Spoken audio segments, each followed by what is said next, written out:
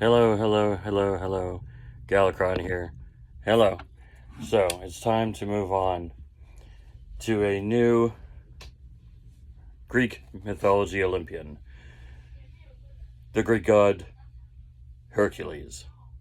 His original name is Heracles, but the Romans called him Hercules, and also he preferred Hercules in the sense that he got tired of Hera constantly trying to kill him and stacking the deck against him.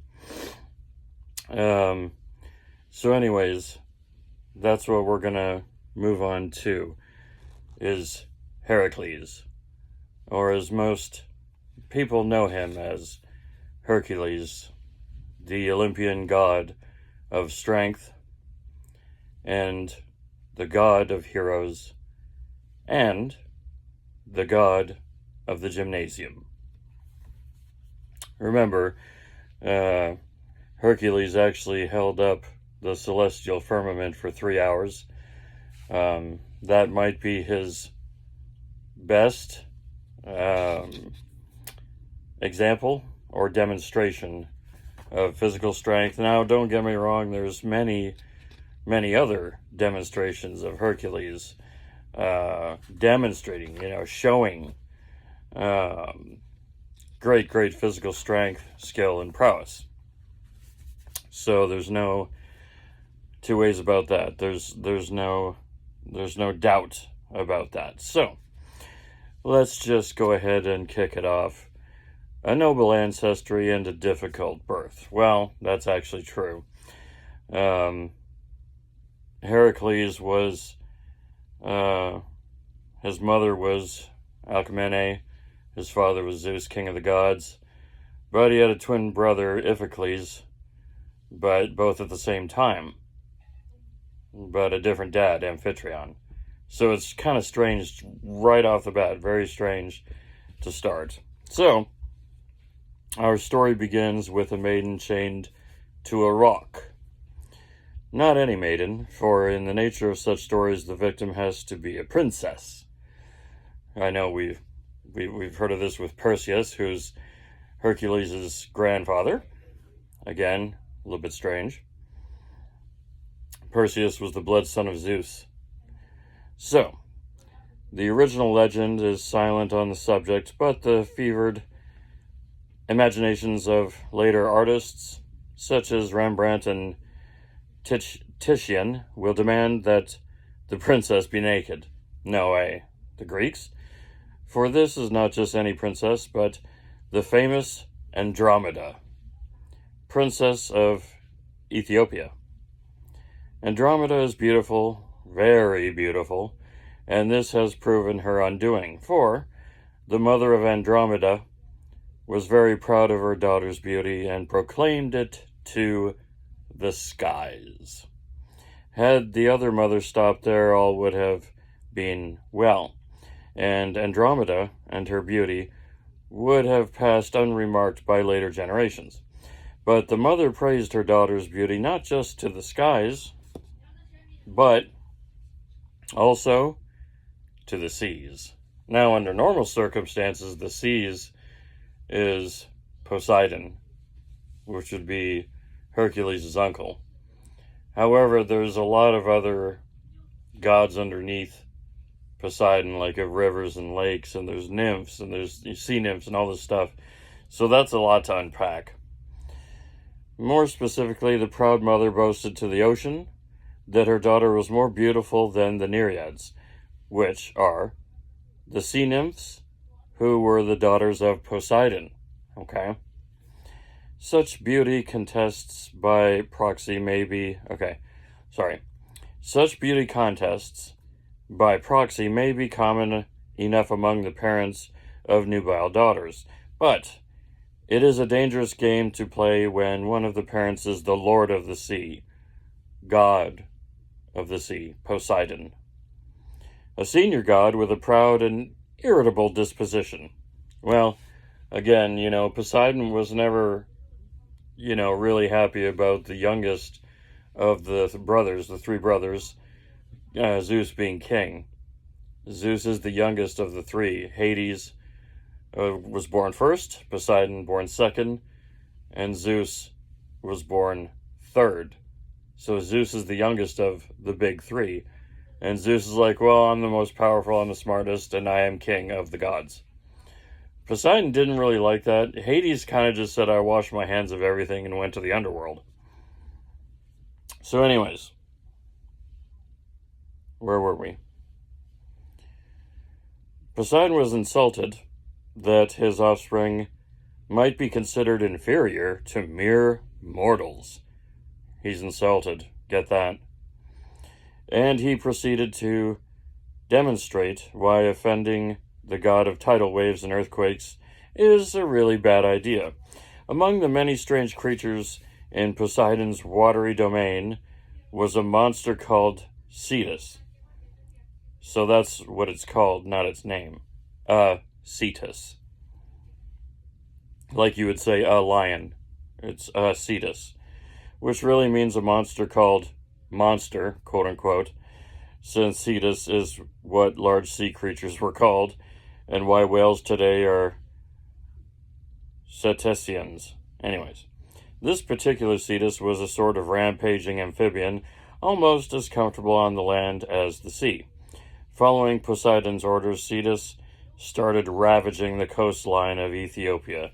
Now again, I know this is about Hercules, but we're doing some backstory because, the reason why, Perseus is the grandfather of Heracles, despite the fact that they're half-brothers at the same time, because King Zeus is the daddy of Perseus and Heracles. So down the line, Zeus found Alcmene and said, okay, we're going to make Hercules. And again, the reason why is the fates told Zeus that it will be special. This guy, Heracles, will be special. So Zeus says, okay, if that's the case, let's bust. Nowadays, this would be a tricky task since modern Ethiopia is completely landlocked. But the Ethiopia of myth was a larger place. The shoreline of the kingdom extended up the Mediterranean as far as the port of Joppa. Joppa is modern Jaffa, which, as well as being famous for oranges, is also a port with a strong Cetacean connection.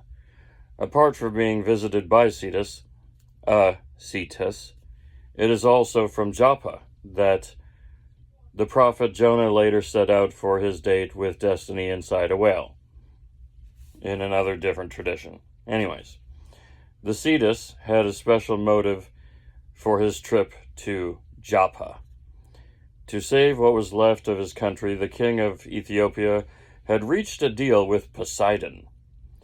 The agreement was that the monster would stop his ravages after one last act of violence. That last act would be to kill and devour the beautiful Andromeda, who was to be delivered up for sacrifice, chained to a rock, with or without clothing, depending on one's artistic sensibilities. One can imagine a degree of terseness in the conversation between Andromeda and her parents, as the latter stood beside the rock, wringing their hands in anguish. But so still did Andromeda stand awaiting her fate, that a passing hero almost mistook her for a statue, and indeed would have done so had her hair not stirred in a passing breeze. This hero was Perseus, son of rich-haired Danae, and heir to the throne of Argos.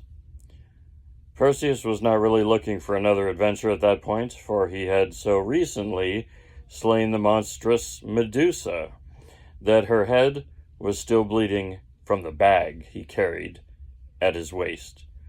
By the way, the blood drops became the venomous snakes of Africa. That's just a side note. However, no hero could overlook the monstrous shape of Cetus rising slowly from the deep, or ignore the shriek torn from Andromeda at the sight of her approaching doom. Perseus could have passed on unseen, for at this point he was as invisible as the air beneath his feet. For Perseus still flew on the winged sandals he had borrowed from Hermes, the god of speed, trickery, and he's also the messenger of the gods, for his mission to slay Medusa. Okay, he borrowed the winged sandals of Hermes. And he was also equipped with the helm of Hades. Who gave him that?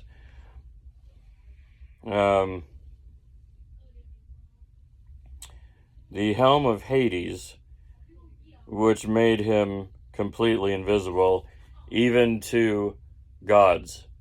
Okay? That's how powerful the Cyclops made the helmet of Hades.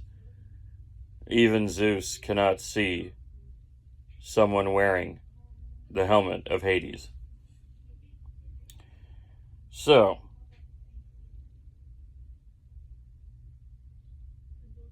however, Perseus was not the only winged being in the skies around Joppa, and he was far from invisible to Eros.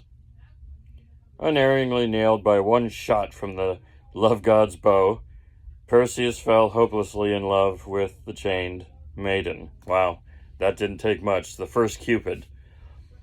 And just all of a sudden, he's in love with Andromeda.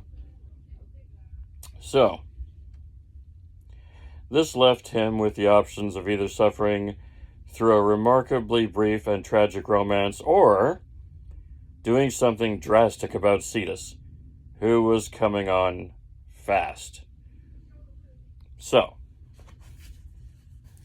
thus, as Cetus closed in on his hopeless prey, the Roman poet Ovid takes up the tale in his Metamorphoses. There was no time to waste, so, as any good Greek boy was obliged to do, Perseus quickly presented his case to the parents of his beloved. In about as many words, Perseus told them, "It's me or the monster, and frankly, if she takes me, she could do much worse." The frantic parents had barely time to agree, for Cetus was literally a stone's throw away. That's how close he was. So Ovid, there's a stitch here by Ovid, the author, okay. He was now no further from the rock that Balearic slingers can hurl their flying missiles across the sky. But Perseus suddenly sprang from the ground and soared into the clouds. Because of the winged sandals Hermes gave him, the monster saw his shadow on the sea and savaged what it saw. Perseus swooped down through the air to the creature's back and sank his crescent blade deep into its shoulder. Sorely wounded, the beast roared and reared upright high in the air. Then it dived below the waves, then turned in frenzy like a fierce boar when the hunting pack bays all around. Yet Perseus, on his swift wings, eludes the snapping jaws and plunges his curved sword between the ribs into the monster's back, all rough with barnacles, and anywhere vulnerable even to the tapering fishtail end. The beast vomits sea spray and purple blood together, and so soaked are the ankle wings of the sandals of Perseus that he can trust them no longer. He sees a rock, exposed in the water, but awash in the turbulence. With his left hand braced on a ridge, he steadies himself and stabs over and over at the monster's groin. What a nice guy. Okay, that's the end of the stitch. So, by some accounts, it was Eros himself who freed Andromeda from her bonds, while Perseus hastily made himself presentable by scrubbing his blood-drenched body in a nearby stream. Later, Roman tourists paid good denarii to see that stream, which still ran red thanks to an algae bloom. Isn't that kind of funny how that turns out? Runs red still. They also came to see the rock of Andromeda and the grooves which the chains had cut into it. How about it?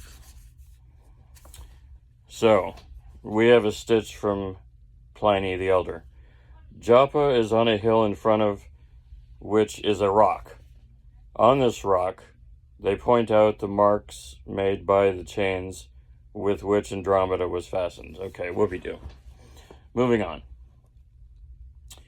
There was a bit of unpleasantness later when the former fiancé of Andromeda violently objected to the sudden change of wedding plans. He was like, hey, what's going on here? But Perseus literally petrified the man by showing him Medusa's head, which had lost none of its power just because it was severed. This rather mundane interruption aside, for it was not the first nor the last time that a former boyfriend would get stoned at a wedding, the path of true love ran smoothly for Andromeda and Perseus. So basically, when the ex-fiancé shows up and says no to Perseus, he shows the head of Medusa, and he turns the ex-fiancé to stone, killing him. He's like, oh, what do you think about this? Kills him, turns him into a statue, he's dead.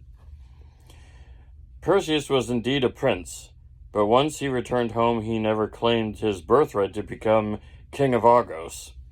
Instead, while traveling in central Greece, he dropped his cap and found some mushrooms growing in the place where it fell. This place of the mushrooms, Mycenae in Greek, was so congenial a spot that Perseus founded a city there. In later years, that city went on to become the greatest in Greece, and the children of Perseus became leaders and legends throughout the peninsula. Now, again, you see why they're setting this up. The grandson of Perseus is Hercules. So we're getting there. They're kind of setting it up. Perseus and Andromeda remain together even now as constellations in the northern sky. Now, again, when, Andromeda and Perseus eventually died, yeah, they had a bunch of kids and grandkids and all this kind of thing, but when they died, Zeus interfered. Normally, they would go to the underworld, and Hades would be there, the god of the underworld. So, in this case, because of all the great deeds Perseus did, and Perseus was the blood son of Zeus, Zeus intervened upon their death and said, no, I'm sorry, the answer is no. Both of them will not go to the underworld to see my brother. They belong amongst the stars, and made them constellations. Because he's King Zeus. He's king of all the gods. And he is powerful. He can alter reality at his whim. That's how powerful Zeus actually is. So they both, Andromeda and especially Perseus, never went to the underworld. They became constellations, and Zeus said they belong amongst the stars for all eternity. So, Perseus and Andromeda remain together even now, constellation. Perseus in the constellation still holds the head of Medusa, whose eye is now the star Egul, the demon in Arabic. Egul. Perhaps he does this to ward off the in-laws, for Andromeda's parents, Cepheus and Cassiopeia, have moved into nearby constellations. Okay, that makes a lot of sense. Always keep your in-laws at bay.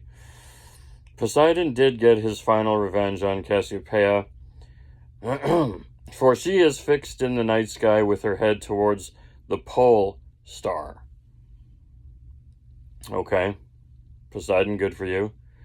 Thus, as the stars wheel through the heavens, the boastful queen is fated to spend half of her nights upside down. So, we move on. Dynastic affairs. Millennia before the Montagues and Capulets, there were the Peloponnesians and the Perseids. Today, the Perseids are best known as a meteorite shower that lights up the night sky in August. The meteorites appear to come from the direction of the constellation of Perseus, hence the name. However, in the heroic age of Greece, the Perseids were the children of Perseus, and a dominant force on the peninsula. That dominance was challenged by the accursed Peloponnesians. Accursed here is the literal fact rather than a casual pejorative. The patriarch of the Peloponnesian family was the infamous Tantalus. He, for reasons we need not go into here, once decided to feed the gods to a memorable meal. This meal was mainly his son Pelops, cut into sections and served with beans and a nice ambrosia, which is what the gods eat, ambrosia and nectar, while the other gods abstained from the meal with horror. I don't blame them. The corn goddess Demeter absent-mindedly ate a shoulder. Hades had just kidnapped and raped her daughter Persephone. That is questionable, because I've also had read reports that Hades never raped Persephone. So I'm not so sure about that one. So Demeter was understandably distraught. For this and other misdeeds, Tantalus was exiled to Tartarus. Tartarus is in the underworld. Hades is the god of the underworld. Persephone is queen of the underworld,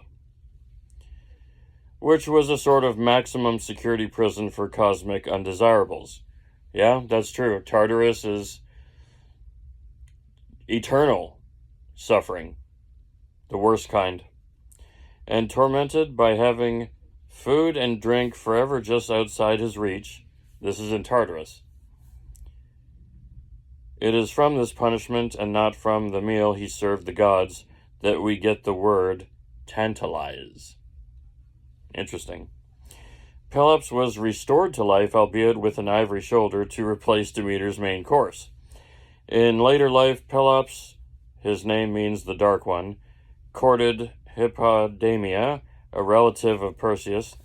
To win his bride, Pelops also had to win over his prospective father-in-law.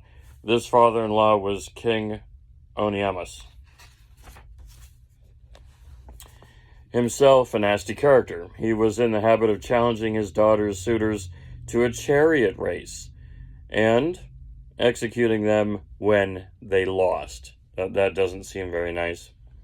To make sure that he avoided this fate, Pelops removed several vital components which held together the chariot of Oenomaus and replaced them with substitutes made of beeswax.